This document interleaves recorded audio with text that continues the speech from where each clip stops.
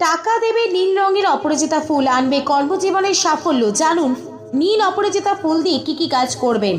নীল রঙের অপরাজিতা ফুল, যা ভগবান বিষ্ণুর অত্যন্ত প্রিয়। হিন্দু ধর্ম অনুযায়ী শিব ঠাকুর তুষ্ট হয় এই ফুলে। দেবী দুর্গার আরাধনা করতেও এই ফুল খুবই জরুরি। হিন্দু ধর্মমতে নীল অপরাজিতা ফুল শুভ বলে মনে করা হয়। এটি দেখতে অনেকটা ময়ূরের পুচ্ছের মতো। কৃষ্ণ থেকে শিব অনেক দেবতাই এই ফুল পছন্দ করেন। আর চণ্ডী পুরাণ অনুযায়ী দেবীর আরাধনায় অপরাজিতা ফুল জরুরি। জ্যোতিষ মতে কর্মজীবনে বাধা দূর করতে ও আর্থিক উন্নতি লাভের জন্য অপরাজিতা ফুল খুবই কার্যকারী। সোমবারে শিব পূজার সময় শিব বাবাকে অবশ্যই অপরাজিতা ফুল অর্পণ করুন। এছাড়াও শনি ও মঙ্গলবার দেবী, চণ্ডী বা বাড়িতে কালী ঠাকুর বা দুর্গার মূর্তি থাকলে অপরাজিতা ফুল দিয়ে পূজা করুন।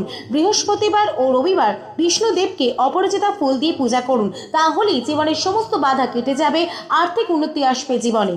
ভিডিওটি ভালো লাগলে অবশ্যই চ্যানেলটিকে